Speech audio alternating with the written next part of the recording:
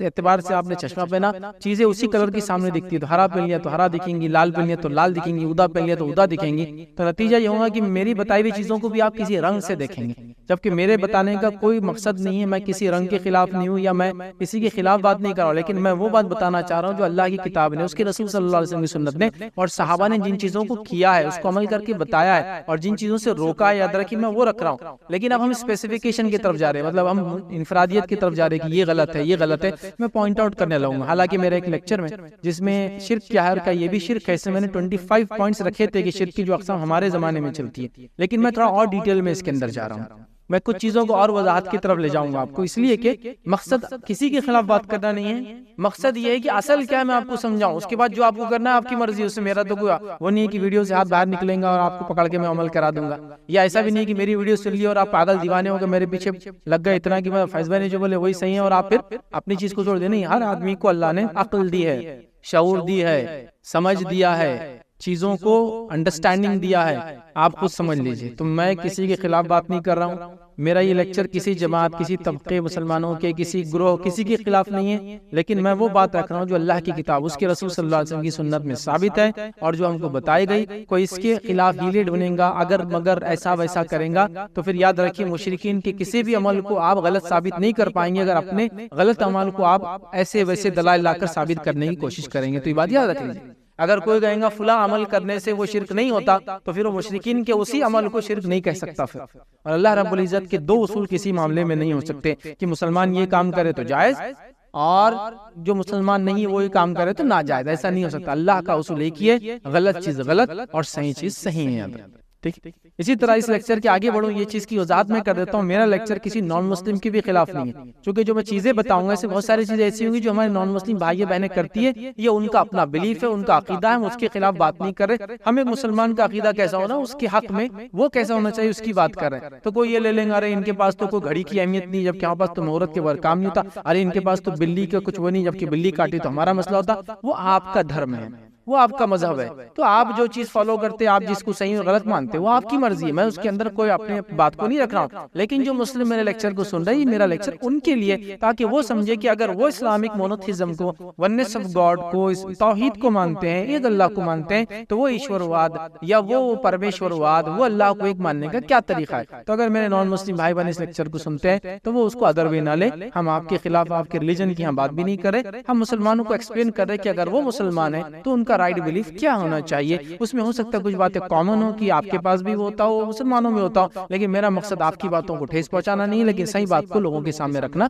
یہ میرا کام ہے۔ تو یہ دونوں چیزیں ہو گئی کلیریفیکیشن کی، کوئی مسلمان بھائی بھی غلط نہ سمجھے، کوئی نان مسلم بھائی بھی میرا غلط نہ سمجھے، اور لوگ اس سیریز کو، اس ٹاپک کو بہت سیریس لینے کے ساتھ ساتھ اس کو جو ہے سمجھے بھی کہ بتانے کا مقصد کیا ہے۔ اسپیکر کا مقصد کسی جماعت، کسی گروہ، کسی طبقے کے خلاف بات کرنا نہیں ہے، آج تک ہم نے ایسا نہیں کیا، آگے بھی ہم نہیں کریں گے، لیکن اس کا ہرگز معنی نہیں کہ ہم سب چیز کو صحیح سمجھتے اور اس کو کرنے کی اجازت دیتے، یہ بات بھی اپنی جگہ طے ہے۔ اگر کوئی آدمی کسی کے خلاف بات نہیں کرتا نام لے کے تو اس کا مطلب یہ نہیں ہے کہ وہ ہر چیز کو صحیح مانتا ہے، معنی یہ ہے کہ بس صحیح چیز کو ہم بتا رہے ہیں، غلط چیزوں کی نشاندہی کہیں کہیں ضروری ہو جاتی ہے، اس کے بغیر کام نہیں بنتا ہے۔ تو اب ہم کچھ چیزیں اسپیسیفکیشنز میں جا رہے ہیں، ہم کچھ چیزوں کے نام لیں گے، کچھ چیزوں کو صرف بتانے کی کوشش کریں گے۔ اس سے پہلے کہ میں ٹاپک کس سے آگے بڑھوں، یہ بات بتانا میں ضروری سمجھتا ہوں، جیسے یہ بات تو آپ سمجھ لیں، کسی چیز کی حقیقت سمجھنا ہے تو اس کا اپوزٹ کو سمجھ لے تو بات اور اچھے سے سمجھ میں آ جاتی ہے۔ وہ بات سمجھنے کے بعد اب سیکنڈ ہم چیز دیکھیں گے، یاد رکھیے توحید کے اندر اگر آپ شرک اکبر کریں یا شرک اصغر کریں، شرک کی کوئی بھی قسم کریں، توحید میں کمزوری آنا شروع ہو جاتی ہے۔ شرک اکبر کے نتیجے میں تو توحید کی نفی ہو جاتی ہے، مطلب جس کو بولیں گے آپ اپنی توحید کو ختم کر دیتے ہیں، اپنا بیڑا غرق کر لیتے ہیں ایک طرح سے اعمال کے، یہ ہوتا ہے۔ لیکن شرک اصغر بھی کوئی چھوٹی موٹی چیز نہیں ہے، وہ بھی شرک ہی ہے، وہ بھی شرک ہے۔ وہ کیا کرتی ہے، آپ کو توحید کے اعلیٰ درجوں پر پہنچنے سے روک دیتی ہے۔ شرک اصغر بھی کوئی چھوٹی موٹی چیز نہیں کہ نہیں چلتا، وہ نہیں چلتا، نہیں، یہ بھی آپ کو توحید کے اعلیٰ مراتب، مراحل، درجات، لیولز پہ پہنچنے سے آپ کو کھینچ دیتی ہے اور آپ کو گناہ اور معصیت کی طرف لے جاتی ہے، عقیدے کو دھیرے دھیرے کھوکھلا کرتی ہے، کمزور کرتی ہے دیمک کے جیسا، اور ایک دن جیسا دیمک اگر نیچے کے فلور پہ لگ جائے، لکڑی کے گھر جن کے ہوتے ہیں، تو اوپر کے فلور بھی ایک ساتھ دھس جاتے ہیں پورے، تو یہ معاملہ ہو جاتا ہے۔ تو یہ بات کو بھی آپ سمجھیں، لیکن میں دونوں کو الگ کر کے سمجھانے کی کوشش کروں گا۔ میں تھوڑا سا صرف شروعات کرنے سے پہلے یہ دونوں کا فرق سمجھا دیتا ہوں، جو آگے کے پوائنٹس آئیں گے اس میں پھر آپ اس کو لاگو کر کے سمجھ جانا۔ اب کیا میں فرق سمجھانا چاہتا ہوں، پہلی چیز، کوئی انسان غیر اللہ کی غیر اللہ مطلب کوئی بھی چیز جو اللہ نہیں ہے، اس کو یہ سمجھتا ہے کہ یہ اللہ تک پہنچنے کے لیے ایک سبب بنتا ہے، ایک ذریعہ بنتا ہے، تو یہی شرک اصغر ہے، یاد رکھ لیجیے. سمجھ رہے آپ؟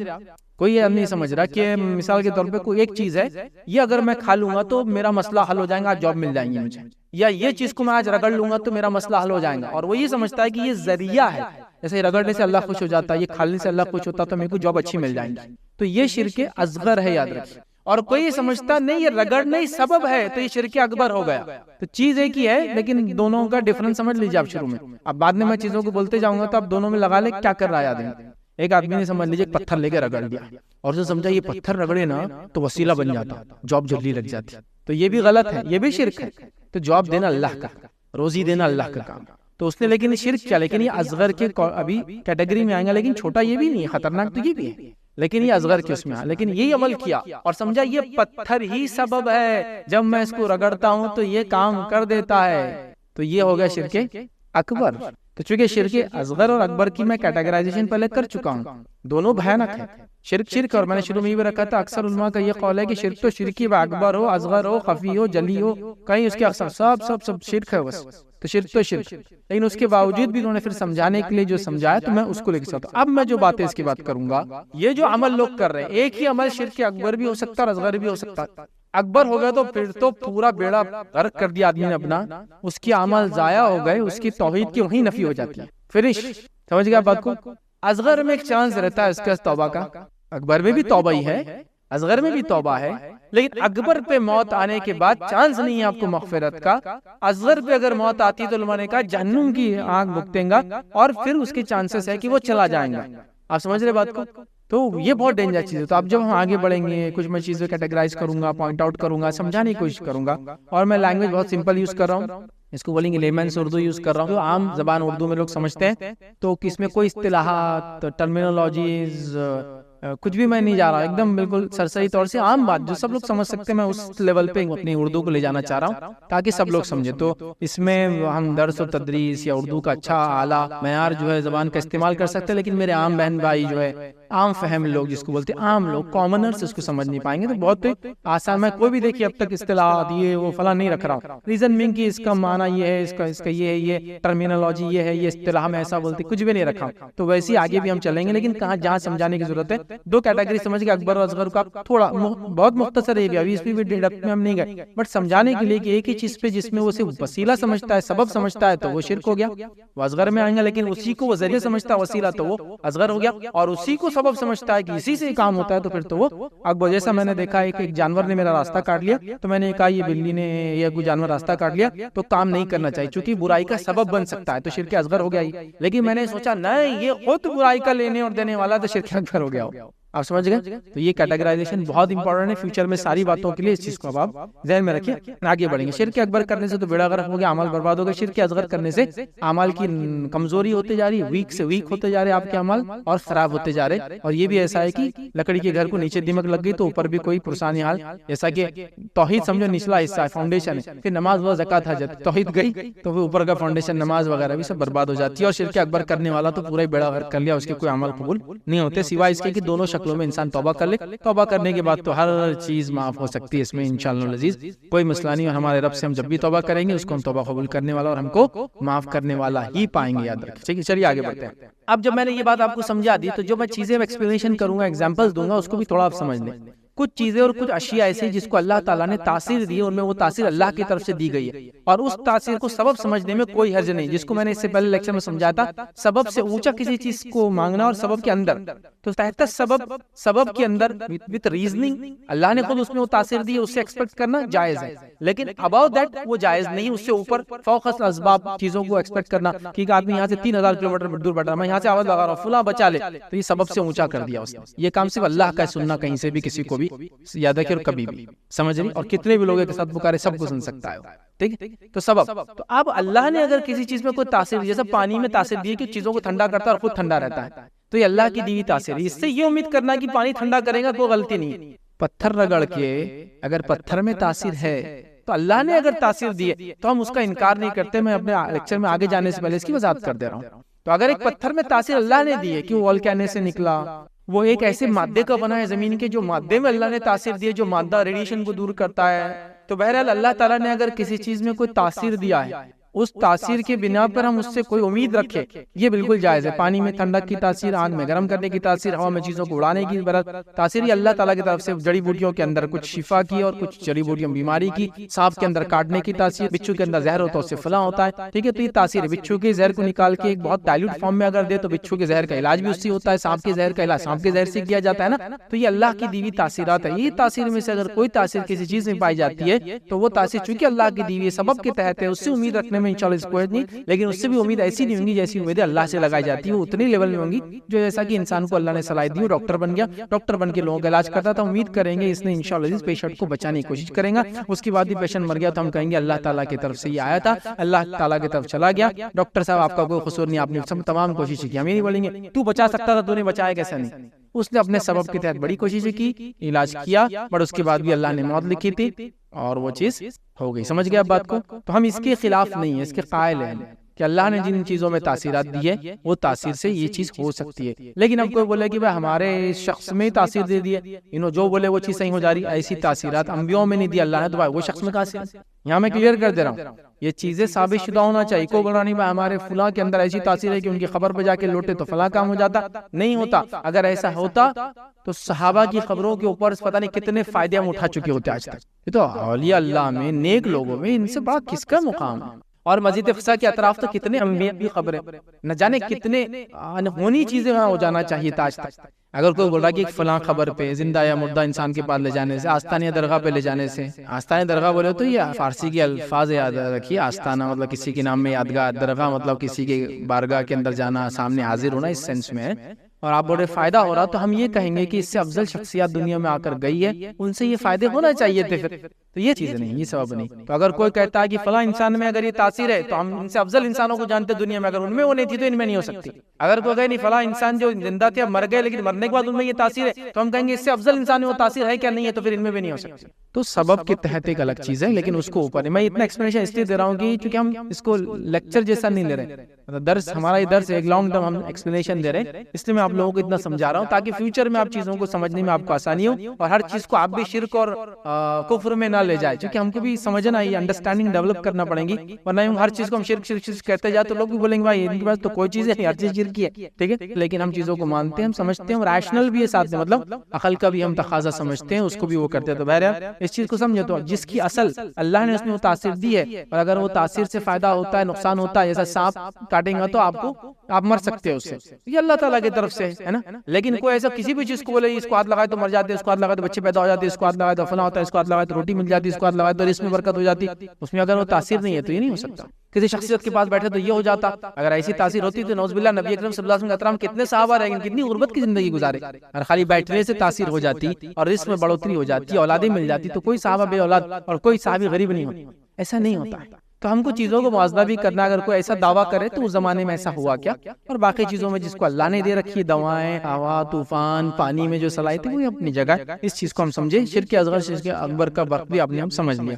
چلیے آگے بڑھتے ہیں۔ اللہ رب العزت دیکھیے قرآن میں کیا فرماتا ہے، سورہ زمر سورہ نمبر 39 آیت نمبر 38 میں اللہ فرماتا ہے، کہتا ہے قل افرأيتم ما تدعون من دون الله ان ارادني الله بضر هل هن كاشفات ضره او ارادني برحمة هل هن ممسكات رحمته قل حسبی اللہ علیہ توکل المتوکلون۔ اللہ فرماتا ہے، کہتا ہے سنیے آپ ان سے کہہ دیجئے اچھا یہ تو بتاؤ جنہیں تم اللہ کے سوا پکارتے ہو، اگر اللہ مجھے کوئی نقصان پہنچانا چاہے تو کیا اس نقصان کو ہٹا سکتے ہیں؟ آگے اللہ نے فرمایا یہ اللہ تعالیٰ مجھ پر مہربانی کا ارادہ کیے تو کیا اس مہربانی کو روک سکتے ہیں؟ اللہ نقصان پہنچانا چاہ رہا ہے یہ روک سکتے ہیں کیا؟ اللہ مہربانی کرنا چاہ رہا ہے یہ ہٹا سکتے ہیں کیا؟ تو کوئی بھی کہیں گا نہیں، اللہ اگر کوئی کرنا چاہے تو کوئی کچھ نہیں کر سکتا۔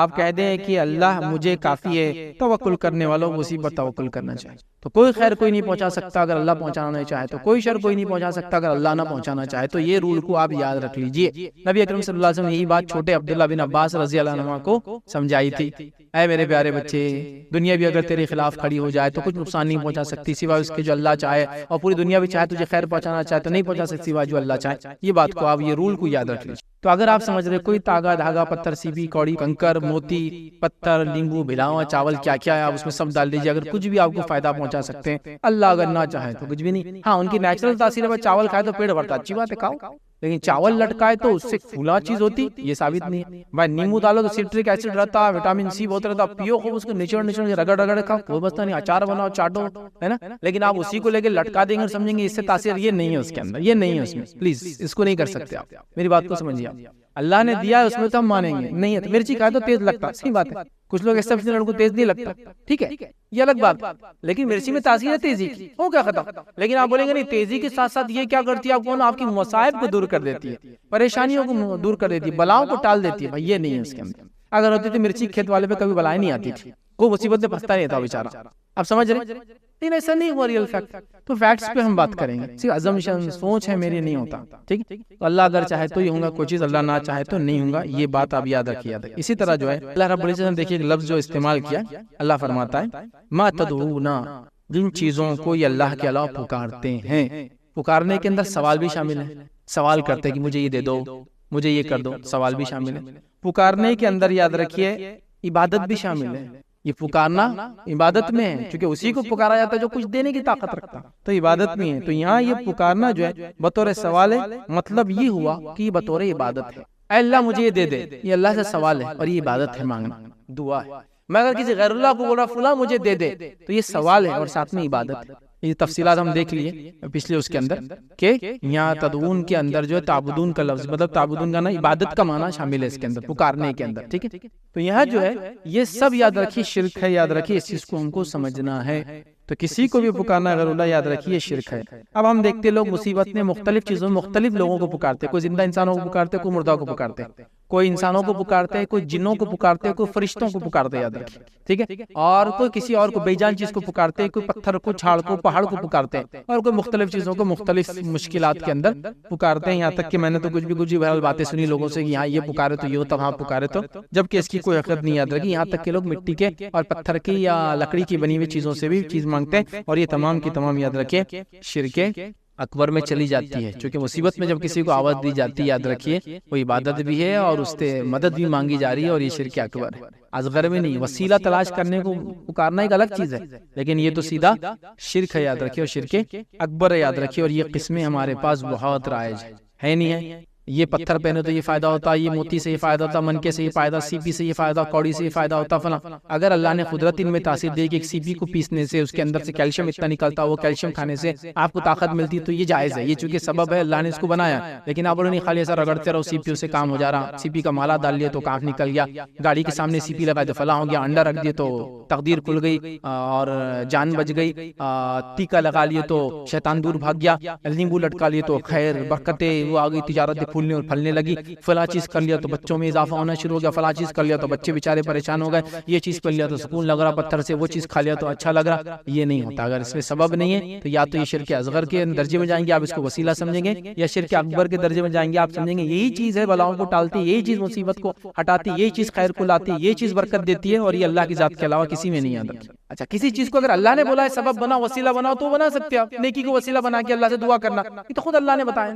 لیکن یہ کیا بتایا کہ سی پی کوڑی اور منکوں کے وسیلے سے آپ دعا کرو یا ان کو لٹکانے سے فائدہ حاصل کرو، نہیں ہے. تو یہ چیزوں کو سمجھنا ہے، ان کانسیپٹ کو. آئیے تو روایت سنی، مسند احمد کی روایت ہے، نبی اکرم صلی اللہ علیہ وسلم زمانے میں ایک آدمی آیا جس کے بازو میں پیتل کا ایک کڑا تھا، ہاتھ میں باندھا ہوا پیتل کا کڑا تھا، اور آپ صلی اللہ علیہ وسلم نے فرمایا تو ہلاک ہو جائے، یہ کیا ہے؟ تو اس شخص نے کہا یہ واہنا کی ایک وجہ سے، مطلب ایک بیماری تھی اس زمانے میں جو ہوتی تھی، اب جو بھی جس ٹائپ کی بیماری ہوتی تھی، بہرحال واہنا کیا ہے، جو جسم کی کمزوری کی، کچھ لوگ بولتے ہیں، کچھ بولتے ہیں کوئی ایک ہاتھ کی نس موٹی ہو جاتی تھی اس سے، واللہ عالم، یا کوئی اسکن ڈیزیز تھا، واللہ عالم. تو یہ واہنا کی وجہ سے میں نے پہنا ہو کہ یہ پہننے سے کہوں گا وہ بیماری مجھ سے دور رہیں گی، یا ہو گئی تو ختم ہو جائیں گی. آپ صلی اللہ علیہ وسلم نے فرمایا یہ تیری اس بیماری میں اضافہ کرے گا، چونکہ وہ کڑے میں وہ تاثیر اللہ نے نہیں دی تھی، وہ سبب بھی نہیں بنا. جیسا کہ کوئی دھات کو آگ میں لگانے سے اگر کوئی علاج ہوتا ہے تو اس کے ملنے میں کوئی نہیں، لیکن اس میں نہیں تھا. نبی کریم صلی اللہ علیہ وسلم نے کہہ دیا مطلب اس میں نہیں تھا سب. تو آپ نے فرمایا یہ تیرے اضافے کی وجہ بنے گی، الٹا اضافے کی وجہ بنے گا.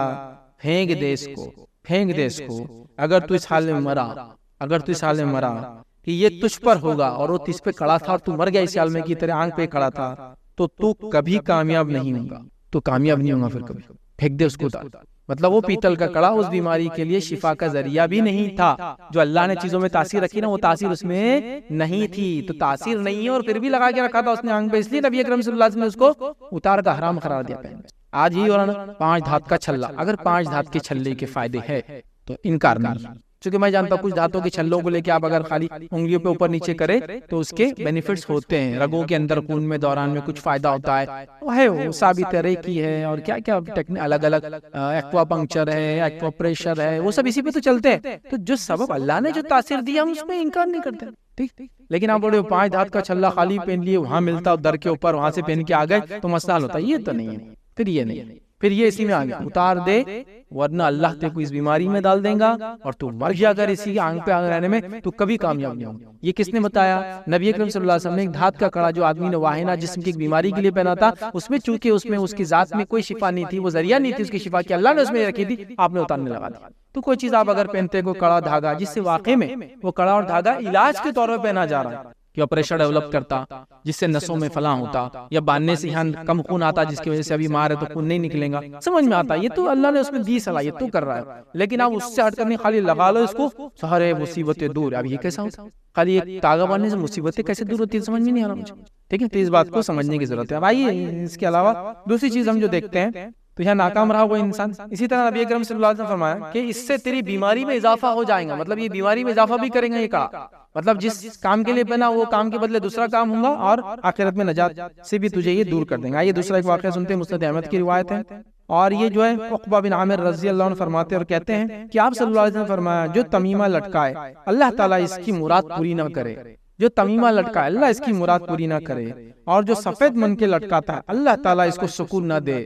اب دیکھیں نبی کی زبانی پیتل کا کڑا آ گیا، نبی کی زبانی تعویذ تمیمہ اور منکوں کا ذکر آ گیا، مطلب میں نے کچھ نہیں بولا، آپ ہی بول سکتے فلاں، نبی اکرم صلی اللہ علیہ وسلم کی زبانی الفاظ آیا ہی کیا بولا آپ نے؟ دیکھیے کہ آپ نے فرمایا کہ من کے لٹکائے اللہ کامیاب نہ کرے۔ اب آئیے جو پہلا ہے جو تمیمہ لٹکائے، اب تمیمہ کس کو کہتے ہیں اس کا تھوڑا سا میں خالی آپ کو کیا بولتے ہیں اس کو، اس کی تعریف کر دیتا ہوں، اس کا ڈیفینیشن دیتا ہوں آپ کو۔ پہلے تو لٹکانے کا ڈیفینیشن لے لیتے ہیں ہم لوگ، جو جس کے اندر حدیث کے اندر دیکھیے لفظ کیا تھا، من تعلق تمیمۃ فلا اتم اللہ لہ، یہ ہے تو اس کے اندر جو ہے تعلق کا جو لفظ ہے لٹکائے، تو لٹکائے کا کیا معنی ہے؟ اس کا معنی جہاں لٹکانے کا آتا ہے فزیکل، علماء لکھتے ہیں اس کا معنی یہ بھی کہ اس سے دل لگاؤ اور قلبی میلان ہو، اس سے دل لگاؤ بھی اور دل اس طرف مائل ہو کہ ہاں اس سے فائدہ ہوتا ہے، لٹکانے سے فائدہ ہوتا ہے، یہ ہو گیا لٹکانے کی میننگ ہے۔ دوسرا فرماتے تمیمہ کا کیا معنی ہے؟ تمیمہ کا ڈیفینیشن دیتے ہیں نظر بد سے حفاظت، نقصان سے بچاؤ یا کسی کی حسد سے حفاظت کا طریقہ، منکے یا کوئی دوسری چیز کو گلے میں پہنی اور سینے پر لٹکائی جائے، اسی تمیمہ کہا جاتا ہے۔ تو تمیمہ کیا ہوا؟ نظر بد سے بچنے کے لیے، حفاظت کے لیے اور حسد سے حفاظت کے لیے جو منکی یا کوڑی ایسی بھی کوئی چیز لٹکائی جاتی ہے جو سینے پر آ کر لگتی ہے، اسے تمیمہ کہتے ہیں۔ یہ عربی زبان میں اس زمانے میں جو تمیمہ لفظ یوز ہوتا ہے لٹکانے کی، یہ اس کا معنی ہے۔ تو جس طرح ایسی کوئی چیز لٹکا لی گلے میں، جانور کے گلوں میں بھی لوگ ڈالتے تھے، کیا فرمایا نبی اکرم صلی اللہ علیہ وسلم کی زبانی آپ سنیے، اللہ تعالیٰ اس کی مراد پوری نہ کرے۔ اچھا کچھ لوگ کیا بولتے ہیں یہ جو تمیمے تھے اور یہ منکے تھے نا جو زمانے میں مشرکین ڈالتے تھے، یہاں کہیں بھی اللہ کے رسول نے کہا تمیمہ جس سے مشرک کچھ لکھتے ہیں، منکے جس سے لکھتے ہیں، جنرل بات ہے ایک دم، منکے سے مراد منکے پہ کیا لکھیں گے مشرک، اتنا سا منکا ہوتا، ہاں بازی منکے بڑے کامن ہیں، بچوں کو پہناتے پیدا ہوتے نظر نہ لگے بول کے کالے منکے، برا مت لگنے دیجیے، لیکن کامن چیزیں، لیکن ابھی کیا بولے منکا ہی ہے، آپ سے منکا کس کو بولتے ہیں؟ کوئی چیز جو موتی وغیرہ جو کسی چیز پورا کر پہنی استعمال کی جاتی ہے، بہت کامن ورڈ ہے منکا اردو کے اندر، ٹھیک ہے؟ تو نبی اکرم صلی اللہ علیہ وسلم کی زبانی یہ بات آئی ہے، میں سمجھتا ہوں اس کے آگے ہمارے پاس کچھ بھی نہیں ہے کہ ہم اس کے خلاف پھر بھی جا کے بولے نہیں منکے سے ہم کو فائدہ ہوتا، ہمارے بچے صحت مند ہوتے ہیں، ان کو نظر بد سے نہیں، یہ تو مقصد تھا جو گلوں میں لٹکایا جاتا تھا، اور نبی اکرم صلی اللہ علیہ وسلم نے سیدھے کہا، کیا فرمایا؟ اس کی اللہ کبھی مراد پوری نہ کرے، مراد پوری نہیں ہوتی، نبی کی بد دعا ہے اس انسان کو، وہ آپ لٹکا کے کس کا بھلا ہوگا؟ نبی کی بد دعا جس میں شامل ہے۔ آگے کیا فرمایا تھا؟ اور جو سفید من کے لٹکاتا ہے اللہ تعالیٰ اس کو سکون نہ دے، سکون چھن جاتا ہے آدمی کا، ہم سمجھے سکون ملیں گا جانور پہ، گاڑی پر، گھر میں بچے پہ منکا لٹکا دیا اب سکون آئے گا، اللہ کے رسول نے فرمایا اس کو اللہ سکون نہ دے، سکون غارت، اور آپ جو نیت سے لٹکا رہے وہ چیز بھی ختم، مراد بھی پوری نہیں ہونے والی، کیا کرتے ہیں بولیے؟ نبی نے بتا دیا تو میں سمجھتا اپنی عقلیں لڑا کے، اپنا زمین زمانہ حالات، ہمارے بڑوں نے کیا بولا چھوڑ دی، نبی نے بولا بس سر تسلیم کر لیجیے، حدیث سے آپ چیک کر لیجیے، آپ کو چیک کرنا ہے تو، تاکہ آپ اور جو ہے مضبوط ہو جائیں ان باتوں کو سمجھنے میں، ٹھیک ہے؟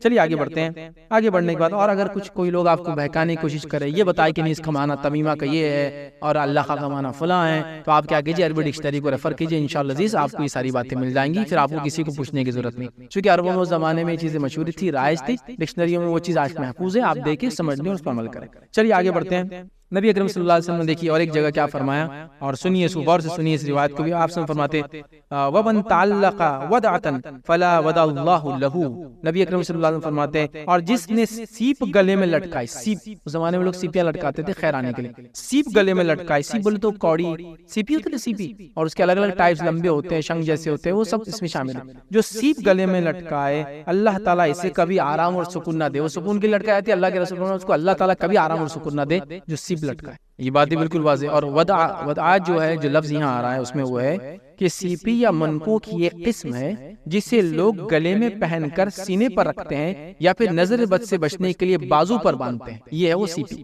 اور آپ دیکھتے ہوں گے لوگ پڑھ کے سیپیاں دیتے ہیں، یہاں باندھ لو، کمر میں باندھ لو. اللہ کے رسول فرمایا اللہ اس کو سکون نہ دے کبھی. ہم بولے سکون اس سے آتا. اب یہاں نبی اکرم صلی اللہ علیہ وسلم کی بات ہے، یہاں میری اور آپ کی بات ہے. سوچ لو، سب کچھ سوچنا ہے. اس لیے شروع میں کہا تھا مائنڈ کلیئر رکھ کے سنیے میری بات، غلط مت لگنے دیجیے. میں کسی کے خلاف نہیں، لیکن دین میں یہ باتیں سمجھنے کی ضرورت. چلیے آئیے ایک اور روایت میں مسند احمد کی روایت ہے. نبی اکرم صلی اللہ علیہ وسلم کیا فرماتا ہے؟ آپ نے فرمایا جس نے بھی تمیمہ لٹکایا، تمیمہ کیا ہے؟ پہلے گزر چکا جو چیز لٹکائی جاتی ہے سینے تک آتی ہے، اس کے اندر مختلف چیزیں ہوتی ہے، اس کے عقیدہ ہے کہ نظر بد سے بچاتی ہے، برائی کو دور کرتی ہے، اچھائی کو لاتی ہے، تمیمہ. ٹھیک ہے، جسے تمیمہ لٹکایا اس نے شرک کیا. کیا فرمایا؟ من اللہ تمیمتن فقد اشرک. جس نے تمیمہ لٹکایا اس نے شرک کیا. دیکھیں میں نہیں بول رہا ہوں، نبی اکرم صلی اللہ علیہ وسلم کی بات، میں تو صرف سمجھا رہا ہوں. اب اس کو کیسے نہیں بولے یہ تمیمہ بولے تو وہ زمانے میں دور جہالت کا تمیمہ تھا. اب دور جہالت کا کڑا آ گیا، دور جہالت کا من کا آ گیا. اب اس میں اور آج کے من کی ریسیپی میں کیا فرق ہے بھائی؟ خالی دینے والا اگر مسلمان تو جائز اور وہ مشرکین کرے تو ناجائز. کیسا ہو سکتا؟ چیز ایک ہی ہے نا. اگر آپ چیز بدل دیں، اس کے تاثیر بتائے کچھ اس کے اندر ہے، فزیکل میڈیکل کچھ بینیفٹس ہے، غلط بات ہے، لیکن وہ نہیں ہے تو بہرحال یہ سب چیزیں غلط ہیں. ٹھیک ہے، اب آئیے ایک اور واقعہ سنیے. ایک واقعہ اس طرح سے آتا ہے کہ یہ تفسیر ابن کثیر میں سورہ یوسف کی آیت نمبر 106 کی آپ تفسیر میں اس کو دیکھ لیں. 106 کی جو تفسیر ہے اس کے اندر دیکھیں کیا روایت آتے ہیں. حذیفہ رضی اللہ عنہ بیمار کے پاس گئے تیمارداری کے لیے. اس کے بازو پر ایک دھاگا باندھا ہوا تھا، اس کے بازو پہ ایک دھاگا باندھا ہوا تھا، ہاتھ پہ ٹھیک ہے باندھا ہوا تھا. اس کو دیکھ کر آپ نے سے توڑ دیا. کون توڑ رہے ہیں؟ یہ ایک صحابی.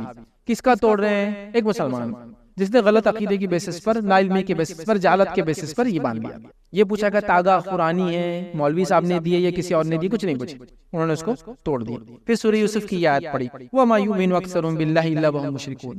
آیت کا ترجمہ ہے ان میں سے اکثر لوگ باوجود اللہ پر ایمان رکھنے کے شرک کرتے ہیں. یہ ایک صحابی کی سمجھ ہے تاگا باندھنے پر، میری آپ کی سمجھ نہیں. کیا آیت پڑھی؟ وَمَا يُؤْمِنُ أَكْثَرُهُم بِاللَّهِ إِلَّا وَهُم مُشْرِكُونَ. یہ آیت پڑھ کے سنا دی اکثر لوگ اللہ پہ ایمان کا دعویٰ کرنے کے بعد بھی شرک کرتے ہیں. یہ آیت پڑھ کے اس کو انہوں نے توڑ دی، اس کو توڑ دیا. تو اب آپ میں سمجھتا ہوں یہ بات سمجھ گئے. تاگے دھاگے سیپی کنکر موتی لیمبو بلاوے یہ وہ کیا آپ کیا کیا ڈالے، انڈے اور مرچیاں اور تیل اور سیپیاں کوڑیاں من کے گنڈے، کچھ بھی فائدہ نہیں. کیلے کیا ہوتا ہے، پھڑی ہوئی ریتیاں کیا کیا لا کے پتھروں پہ کرتے، کچھ فائدہ نہیں، کچھ فائدہ نہیں دیتے. نبی اکرم صلی اللہ علیہ وسلم کہا کہ مطابق اللہ اس کا سکون چھین لے، اللہ اس کا اثر نہ دے، اللہ اس کی مراد پوری نہ کرے. جس نے تعویذ لٹکا اس نے شرک کیا، اللہ جو ہے بیماری میں اٹھا ڈال دے بول کے بددعا دے دیا. اب کیا ہونا آپ کو بتائیے؟ اتنے کے باوجود بھی لوگ ہیلے نکالتے، نہیں نہیں یہ ایسا نہیں ایسا تھا، نہیں نہیں اس زمانے کے. اب اتنا کرنے کے بعد جب آپ نکالیں گے تو میں نے پہلے کہہ دیا نا، ایسا حرکتیں ہم لوگ کریں گے تو کسی مشرک کے کسی عمل یا کافر کے کسی عمل کو بھی آپ غلط ثابت نہیں کر سکتے دنیا میں. پھر سب صحیح ہے دنیا میں، جو چل رہا ہے چلنے دو. پھر آپ کی کیا خصوصیت، اللہ کی آپ کیا محبوب ہے، کیا آپ کی خصوصیت ہے، کیا آپ کی آزمائش اور کیا آپ کا عمل ہے. پھر سب چیز آپ کے لیے جائز ہے، یہ بھی جائز ہے. مطلب شرک کرے بھی تو آپ کامیاب، آپ توحید پر ہے بھی تو کامیاب، آپ کچھ بھی کرے تو آپ کامیاب ہے. تو بیچارے اس کا کیا قصور ہے، وہ بھی کامیاب ہے. تو آپ بولتے نہیں نہیں یہ لا الہ الا اللہ ضروری ہے. تو میں لا الہ الا اللہ کی تفسیر میں تو یہ بات کہہ رہا ہوں، وہ تو ضروری ہے. اور اس میں کمزوری ہو جائے تو پھر ہم میں اور کسی میں کیا فرق، دنیا کی سب برابر ہو گئے. ٹھیک ہے، تو یہ تمام باتیں تھی. بہت ساری باتیں اس میں نے نہیں رکھی، لیکن بہت ساری میجر پارٹس میں نے اس میں کور کرنے کی کوشش کی. بھائی نے جو سوال کیا کہ کسی کو اس کے کھانے کو طے کرنا اس کے مزاج اور صحت اور ہلکی تاثیر کی وجہ سے نہیں، بلکہ اس لیے طے کرنا کہ اس کا نام کیا ہے، کہاں کب پیدا ہوا تھا، کس بروج میں تھا، وہ کرنا یہ سب غلط ہے. یہ پھر شرکی اور کفری عقیدے میں چلا جائے گا، یہ درست نہیں. لیکن جہاں تک اگر کوئی خاص فروٹ کسی کے مزاج کے اعتبار سے دے رہا ہو کہ ان کا مزاج ایسا ہے تو انہوں نے یہ کھانا چاہیے، ان کا مزاج گرم ہے تو ان کو ٹھنڈے فروٹ دینا، ان کو پیٹ کا مسئلہ ہے تو ان کو یہ فروٹ نہیں یہ فروٹ دینا، تو یہ جب تک اس کے جسم، اس کے مزاج، اس کی حالات کے صحت کے اعتبار سے بولنا جائز ہے. لیکن وہ جو آپ نے کہا اس کے نام، اس کا اس نے کس بروج میں پیدا ہوا تھا، اس کے تارے کیا بولتے ہیں تارے، تو یہ سب شرک اور کفر ہے. پھر آپ وہ علاج نہیں کر سکتے. اس کا علاج درست ہے، لیکن وہ جو چیز کر رہا ہے وہ کھانے پینے کے بارے میں آپ اس کو نہ بولتے. جی شیخ، سوال یہ ہے کہ جو کوئی بھی عام آدمی ہے، جنرل آدمی، وہ اگر شرک میں مبتلا ہے تو اس کو مشرک بھی سمجھا جائے گا کیا؟ کہ اس کے لیے کوئی عذر تلاش کیا جا سکتا ہے کہ اس کے ہو سکتا ہے اس کے پاس جہالت ہوں گی، یا پھر کسی دلیل سے وہ اپنے مسئلے کو صحیح سمجھ رہا ہوں گا پورے اخلاص کے ساتھ. کیونکہ ہوتا یہ کہ اس طرح کے بہت سارے لوگ ہیں کہ کسی آدمی کے صرف کسی عمل کو شرک دیکھ کر بہت زیادہ تشدد اختیار کر لیتے, اس کو سلام تک نہیں کرتے, اس کی نماز جنازہ نہیں پڑھتے, اپنے والدین کے ساتھ نہیں یہ معاملے اختیار کرتے. تو یہ معاملہ یہاں تک کہ تکفیر تک کے اس کے معاملے تک چلے جاتے. تو حکم لگانے کے معاملے میں کیا ہے؟ بھائی نے بہت اچھا سوال کیا. کسی نے کوئی شرک اصغر کر لیا سمجھ لیجئے, یا اکبر بھی کر لیا. اصغر کا میں سمجھتا ہوں زیادہ آپ کا اس میں دخل تھا, چونکہ آپ نے کہا کسی استدلال کی وجہ سے, اپنی جہالت کی وجہ سے, یا اس کے نزدیک وہ مسئلہ صحیح تھا اس نے وہ کام کیا. اور کوئی بھی ایسی جو شرک اصغر کی اس میں کاؤنٹ ہوتی ہے, جو بہت سارے انگنت شرک ہمارے ماحول میں رائج ہے, وہ کرتا ہے. تو بہت سارے لوگ شدت اختیار کرتے, اس کو مشرک قرار دیتے, اسلام کے دائرے سے باہر کر دیتے, کبھی کبھار نماز جنازہ نہیں پڑھتے, دعا نہیں کرتے, سلام کا جواب نہیں دیتے. یہ تمام اعمال ان کی غلط ہے, یاد رکھیے تمام چیزیں وہ غلط کرتے ہیں. کبھی کبھار تو بہت ساری چیزوں کو لوگ مس کوٹ کرتے ہیں. ایک میں نے 73 فرقوں والی جو حدیث ہے اس کی جب شرح پڑھی تو میں بھی تعجب میں رہ گیا, حالانکہ میری بھی اس سے پہلے سوچ مختلف تھی. جب میں نے اس کی شرح پڑھی کہ جو 73 فرقے ہوں گے اس امت کے 72 جہنم میں جائیں گے, ایک جنت میں جائیں گا, سوائے وہ جو اس کے الگ الگ پھر ترک ہے کہ جو جس دن جس طریقے میں اور میرے صحابہ کسی میں اور میرے خلفاء راشدین کی سنت پہ عمل کریں وغیرہ. تو اس کے اندر جو 73 فرقوں کا تذکرہ 72 جہنم میں جائیں گے, یہ جہنم میں ہمیشہ نہیں جلیں گے. میری سوچ یہ تھی سب جہنم میں جائیں گے, مطلب کمپلیٹلی, اور ہم ہی جنت تھی اور ہم ہی سوچ رہے تھے. انہوں نے کہا سب نہیں جلیں گے, یہ کسی اعمال کی وجہ سے جہنم میں جائیں گے, لیکن وقتاً فوقتاً نکل کے یہ آنا ہے, دائمی جہنم میں نہیں ہو. دین میں بدعات کی وجہ سے عمل کر بیٹھے ہوں گے تو چلے تو جائیں گے فرقے میں, لیکن ہمیشہ نہیں چلیں گے. ہاں سوائے اس کی جو مشرک اور کافر ہوتے ہیں الگ کی بات ہوگی, وہ تو یہ 72 کیٹیگری سے نکل کے آئی, امت کا حصہ رہیں گے, تو 72 بھی نکل کے آنے والے ہیں. جب میں نے یہ سنا تھا تو میری سوچ بدل, ہم تو کیا سوچ رہے تھے آج تک, اتنا نیرو تھی حدیث کا. وہ ظاہر ہے لیکن وہ نہیں ہے مکمل. وہ تو جائیں گے چونکہ ابتدا میں جنت میں جو ایک حزب اللہ حساب کتاب کے گروہ جائیں گا, اس کے بعد حساب کتاب ہوگا, نیکیاں زیادہ رہیں گی, وہ چلا جائیں گا. پھر دن کے دونوں عمل برابر ہوں گے, وہ جائیں گے. اس کے بعد ایک وہ گروہ ہوگا جس کے عمل تھوڑے کم, نیکیاں تھوڑی کم ہوں گی, گناہ سے اللہ اس کو رحم کرے گا, وہ بھی چل جائیں گے. تو پہلے چٹکے میں جانے والے لوگ ہیں. اس کے بعد لوگ بھگت رہے, سزا آتے جا رہے, تو وہ 72 اس میں سے نکلتے جائیں گے. سبحان اللہ. تو ایسے لوگ ہو سکتے ہیں, تو آپ ان کو مشرک مت سمجھیں. جب تک کوئی مسلمان کھل کر ارتداد کا اقرار نہیں کرتا کہ میں نے یہ دین چھوڑ دیا, اب میں دوسرے چیزوں کی عبادت کروں گا, تو تبھی آپ بولیں گے اب اس کا کچھ نماز جنازہ نہیں, سلام کلام نہیں, کچھ نہیں, چونکہ یہ مرتد ہو گیا. ورنہ وہ دائرے اسلام میں ہی ہے, اس کے کتنے بھی گناہوں کے باوجود اس کے توبہ کے دروازے اس کے لیے اس کی موت تک کھلے ہی ہے. اور پتہ نہیں موت سے پہلے وہ ہم سے زیادہ نیکوکار ہو گئے دنیا سے چلے جائے. لوگوں نے دیکھا نا ایسے بڑے بڑے لوگ جنہوں نے فرقہ بنایا, شریف فرقہ جس نے بنایا, وہ شخص بعد میں تائب ہو گیا, اس نے لوگوں کے سامنے اعلان کیا کہ میں نے چھوڑ دیا, اہل سنت والجماعت کا اختیار کیا. بٹ آج بھی اس کے نام سے پورا ایک معاملہ, ایک فرقہ رائج ہے, وہ سوچ آج بھی رائج ہے اشریعہ کی, لیکن وہ تائب ہو چکے تھے. کئی لوگ ہیں بھائی ایسے تاریخ میں جو گناہ گار تھے, ڈاکو تھے, چور تھے, اچکے تھے, کر لیے. تو ایسے بھی لوگ ہوں گے جنہوں نے استدلال کی وجہ سے, جہالت کی وجہ سے, رائج مسائل کی وجہ سے, سارے لوگ بول رہے کہ وہ جائز تھا تو بیچارے نے عمل کر لیا جبکہ اس کا فیت نہیں تھا. لیکن آپ اسی چیز کو پکڑ کر نہیں وہ غلط ہے, نہیں وہ غلط ہے, تم مشرک ہے, تم کافر ہو گئے, تمہیں نماز جنازہ نہیں, تم سے تعلق نہیں ہے, بیٹی اپنی دے سکتے, تمہاری بیٹی کر نہیں سکتے, رشتے توڑ دیتے, کچھ نہیں کرتے. بہت غلط بات ہے. سب کچھ جاری رکھیے اس جب تک کہ وہ ارتداد کا اقرار نہ کر دے. تو ایسا ہے تو ایک الگ بات ہے. شرک اکبر کر رہا ہے, چلیے اصغر نے اکبر کر رہا ہے تو اس کو ایکسپلین کیجیے شدت کے ساتھ. اکبر میں بھی اصغر میں بھی ایک شدت کے ساتھ کیجیے. بٹ پھر بھی بڑا شرک کر رہا, آپ کو لگ رہا بہت ہی خطرناک ہے عمل, تو اس کو سمجھاتے رہیے. لیکن آپ حکم نہیں لگا سکتے کہ وہ اسلام کے دائرے سے باہر ہے, یا آپ یہ نہیں بول سکتے کہ مسلمان نہیں ہے. منافقوں کا کفر کے باوجود, دلی اعتبار سے کفر کی کیفیت کے باوجود, جہنم کے اعتبار سب سے نچلی سزاؤں کے باوجود بھی ان کو علی اعلان مسلمان نہیں ہے کہا نہیں گیا. سمجھے؟ تو میں اور آپ حکم نہیں لگائیں گے, ان کے لیے دعائیں کریں گے, ان کی اصلاح کرتے رہیں گے, اور جو کچھ عمل کرنا چاہیے ان کے ساتھ عام اعتبار سے وہ کرتے رہیں گے, حسن ظن کے ساتھ کیسا سوا ہوں گا, اور اس کے اس مسئلے کو دیکھ کر اس کی غلط فہمی کو دور کر کے اس کو صحیح اصلاح کرنے کی انشاءاللہ. شیخ ہمارا یہ سوال ہے کہ جو شرک کی اقسام آپ نے بتائی, تو اس کا جو کیٹیگرائزیشن جو ہوا تو وہ کب ہوا, مطلب شروع سے تھا یا بعد میں ہوا, مطلب شرک اکبر, شرک اصغر, اور کیا اس میں کوئی اختلاف ہے؟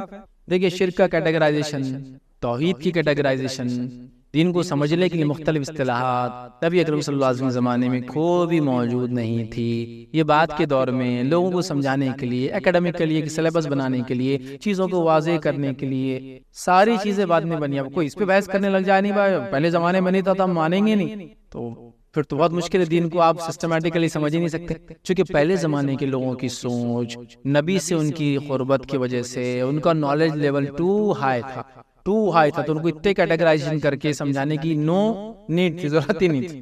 لیکن بعد کے دور میں لوگوں کو سمجھانے کے لیے, ایک سلیبس بنانے کے لیے, ایک ترتیب وار سمجھانے کے لیے ہر چیز کے اصول, ضوابط بنائے گئے, چاہے وہ فقہ کا معاملہ ہو, چاہے عقائد کا معاملہ ہو, چاہے معاملات کا ہر چیز میں یہی کیا گیا. تو کوئی بولے گا توحید کے کیٹیگرائزیشن نبی اکرم صلی اللہ علیہ وسلم تھے کیا؟ نہیں. شرک کے تھے کیا؟ نہیں. لیکن باتیں جو بتائی جا رہی ہے اصل موجود تھی.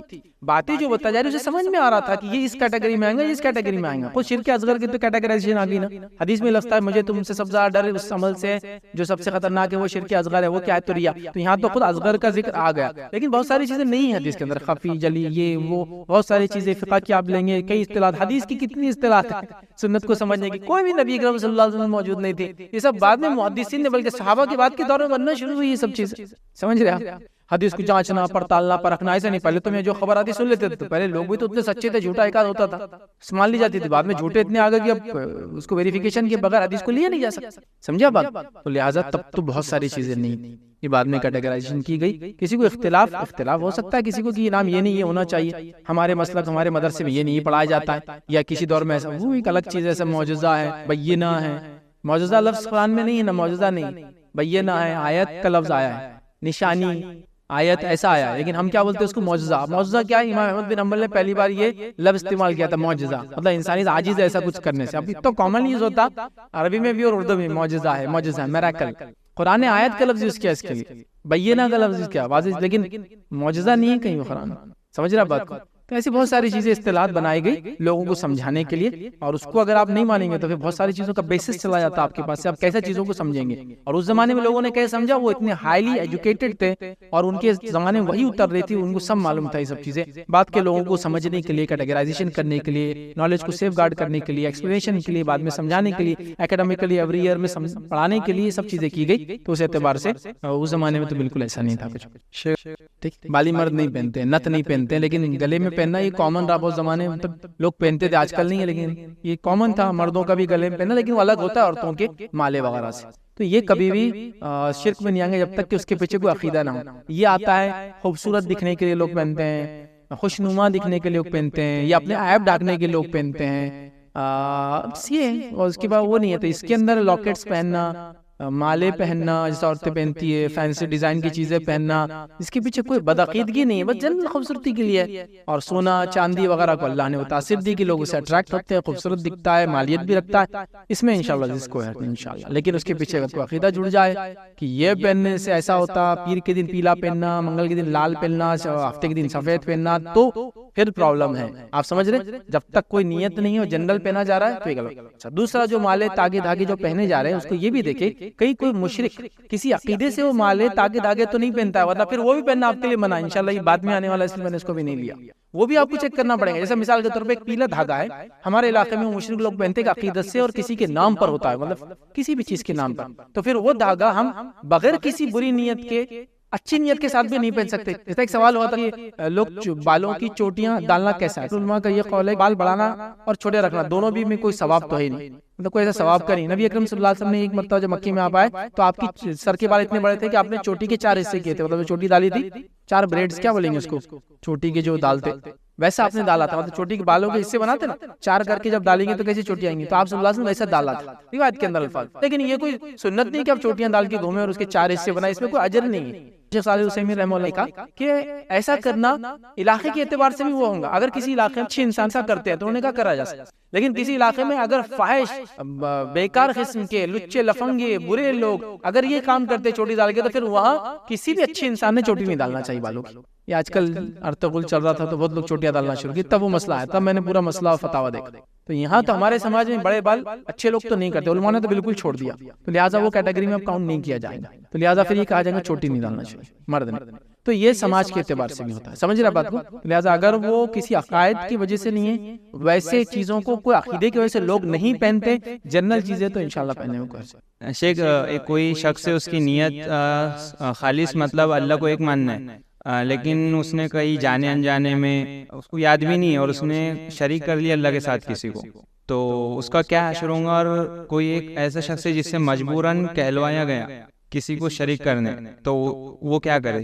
دیکھیے پہلا کہ کسی شخص نے انجانے میں اگر شرک کیا ہو تو اس کے لیے ایک دعا ہے، وہ دعا ہمیشہ انسان کرتے رہے کہ اللہ جانے انجانے میں جو مجھ سے شرک ہوا چھوٹا اور بڑا اس سے مجھے معاف کرے، ٹھیک ہے؟ تو انسان اگر وہ دعا یاد نہ بھی ہو، خاص طور عام دعا اپنے دل میں کرے کہ اللہ مجھے کھلے اور چھپا جو بھی شرک، کھلا اور چھپا نفاق، کھلے اور چھپا کفر اگر مجھ سے ہوا ہو، کوئی معصیت گناہ ہوا ہے، اللہ تجھے مجھے معاف کر، یہ دعا انسان ہمیشہ کرتا ہے۔ لیکن اس کا ہرگز معنی نہیں کہ کام کرتے رہو دعا کرتے رہو، معنی ہے کہ علم حاصل کرو، جانو، ڈیٹیکٹ کرو کہ غلطی تو نہیں ہو رہی، واقعی میں شرک تو نہیں کرا لیکن پھر بھی انسان ہے، ہو گیا ہوں گا، تو اللہ سے کبھی بھی توبہ کرے، توبہ کرنے سے اللہ تعالیٰ معاف کرتا ہے۔ اب کسی سے مجبوراً شرک کروا رہا ہے تو یاد رکھیے مجبوری کی کیا کیٹیگری تھی وہ دیکھنا پڑے گا، اس کے حالات، ماحول، معاشرہ اور کس قسم کا۔ یہ اصغر شرک تھا جو کامنلی ہوتا ہے، ایسا کسی کی شادی ہو گئی، اس کی بیوی کو بولا جا رہا ہے گھر میں ساس وغیرہ، چلو یہاں جا کے فلاں کرے تو تم کو اولاد ہوتی، نیک اولاد ہوتی، فلاں ہوتی، تو یہ مجبور ہو جاتی بیچاری، اب کچھ بھی نہیں کرتا، نہ چاہتے ہوئے پکڑ کے طلاق دے دیں گے، بولتے نہیں تو ٹھیک ہے، تو بہت ساری چیزیں دیکھا جائیں گی۔ لیکن میں نے جیسا اس سے پہلے کی کوشچن میں آنسر کیا تھا، شرک آپ کسی بھی حال میں نہیں کر سکتے، آپ مجبور ہے تو آپ کے دل میں ہونا چاہیے اللہ میں یہ نہیں چاہتی لیکن مجھ سے کروایا جا رہا ہے، سمجھ رہے آپ؟ تو دل سے نہیں کر سکتا کوئی انسان، اس کو مجبور ہے، لے جا کے پکڑ کے اب کوئی جھکا دے رہا کسی کے سامنے تو بیچارہ کچھ نہیں، یہ مجبوری ہے۔ تو مجبوری، حالات، زمین، زمانہ، اس کس کے ماتحت ہے، کیسے حالات ہے، وہ سب تمام چیزیں دیکھ کر اس پر بات کی جائیں گی۔ تو ایک اس پہ بات نہیں کی جا سکتی، لیکن اگر اس کے دل سے انشاءاللہ رضو نہیں تھا تو اللہ سے وہ توبہ کرے۔ وہ باتیں جن باتوں سے ہم لوگ غلط فہمی میں مبتلا ہے کہ اس سے وضو ٹوٹ جاتا ہے وہ رکھتا ہوں، اب اس کے علاوہ وضو کسی چیز سے نہیں ٹوٹتا، لیکن کچھ باتیں ہیں جو بہت عام ہیں۔ پہلی چیز، شک سے کیا وضو ٹوٹ جاتا ہے، لوگ پوچھتے ہیں، تو شک سے وضو نہیں ٹوٹتا ہے، یقین سے وضو ٹوٹتا ہے۔ اسلام میں کوئی بھی عبادت شک کی بنیاد پہ ضائع نہیں ہوتی ہے، وضو عبادت ہے تو شک کی بنیاد پہ وضو نہیں ٹوٹتا۔ آپ کو شک ہو رہا ہے، شک کہ میرا وضو باقی ہے نہیں، آپ صلی اللہ علیہ وسلم حدیث ہے جب کسی کے پیٹ میں ہوا کی آواز آئے، ابھی ہوا خارج نہیں ہوئی، اس نے گیس پاس نہیں کیا، پیٹ میں آواز آئے، گڑ گڑ گڑ ہوتا ہے بیٹھنے کا، تو کہا اس کا وضو ضائع نہ ہوا جب تک کہ دو چیزیں نہ ہو جائے، ایک آواز نہ آ جائے، ظاہری آواز، پیٹ میں الگ آواز ہوتی، دوسرا بدبو نہ آ جائے، جب تک وضو نہیں ٹوٹا۔ سمجھ رہے ہیں؟ کسی انسان کا شک میں وضو نہیں ٹوٹتا ہے۔ ہم میں سے بہت سے لوگ صرف شک میں وضو توڑ دیتے ہیں، یار کچھ تو بھی ہوا، یقین نہیں ہے تو مت، وضو نہیں ٹوٹا آپ کا۔ پہلی چیز، شک سے وضو نہیں ٹوٹتا۔ صحیح مسلم کی روایت ہے کہ تم میں سے کوئی شخص پیٹ کی آواز سے وضو کو ضائع نہ سمجھے جب تک کہ دو چیزیں نہ ہو جائیں، خود آواز نہ سن لے یا بدبو نہ آ جائے۔ ہو گیا، شک سے وضو نہیں ٹوٹتا، پہلی چیز۔ دوسرا، قہقہے لگا کے ہنسنے سے وضو نہیں ٹوٹتا۔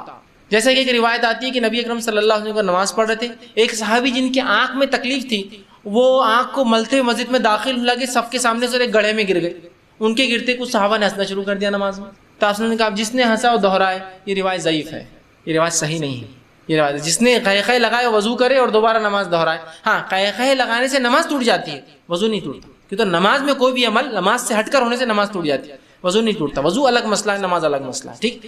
تو اس کا نماز ٹوٹیں گی، لیکن وضو کے تعلق سے جو روایت ہے وہ صحیح روایت نہیں ہے، ٹھیک؟ چلیے آگے۔ تیسرا، لوگ سمجھتے ہیں کیا گناہ کو کرنے یا دیکھنے سے وضو ٹوٹ جاتا ہے؟ نہیں۔ میوزک سن لیتا ہے کیا وضو ٹوٹتا ہے؟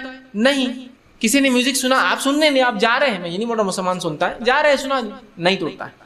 تو کسی گناہ کے دیکھنے یا کر لینے سے، مطلب کرنے سے وضو نہیں ٹوٹتا، یاد رکھیں، وضو کا الگ معاملہ ہے، گناہ ایک الگ چیز ہے۔ اسی طرح جو ہے بہت سے لوگ جو سوال کرتے ہیں وہ یہ ہے، کیا سطر کو دیکھنے سے اپنے یا کسی دوسرے کے وضو ٹوٹتا ہے؟ جیسا کہ کوئی بچہ آ گیا ننگا، میں خود نہانے گیا ہوں اور نہانے کے بعد کپڑے بدل رہا ہوں، سطر دکھ گیا، تو آپ کے خود کے سطر کو دیکھنے سے یا دوسروں کو دیکھنے سے وضو نہیں ٹوٹتا، ہاں ہاتھ لگنے سے ٹوٹتا ہے، دیکھنے سے نہیں۔ تیسرا، خون یا پیپ کے بہنے سے کیا وضو ٹوٹتا ہے؟ تو نہیں، خون یا پیپ کے بہنے سے وضو نہیں ٹوٹتا، اس لیے کہ صحابہ کی کئی روایت ہے کہ جنگ اور جہاد میں صحابہ ہوتے اور خون اور پسینے ان کے جسموں سے اور خون اور پیپ جسموں سے ٹپکتے، لیکن وہ نمازوں میں کھڑے ہوتے صفوں میں، جس میں سے ان کے صفوں میں سارے جنگ میں جہاد میں 4 مہینے زخم لگے ہوئے اور خون نکلتا، پیپ ٹپکتا، نماز پڑھتے۔ اور کوئی بھی ایک بات ہوتی نہیں ہوتا تو آپ سے فرماتے نا کہ تمہاری نماز نہیں ہو رہی، تمہارا وضو فلاں، یہ ایک بھی روایت ایسی ملتی نہیں خونوں میں۔ بلکہ عمر ابن خطاب رضی اللہ عنہ کو جب خنجر مارا گیا اسی حالت میں آپ نے نماز مکمل کی تھی، خون نکل گیا تھا نا، اگر خون نکلنے سے وضو ٹوٹ جاتا تو عمر ابن خطاب کی نماز رضی اللہ عنہ کی نہیں ہو فجر کی ہو، لیکن آپ نے ویسی کنٹینیو کی، اس کو اندازہ لگائی،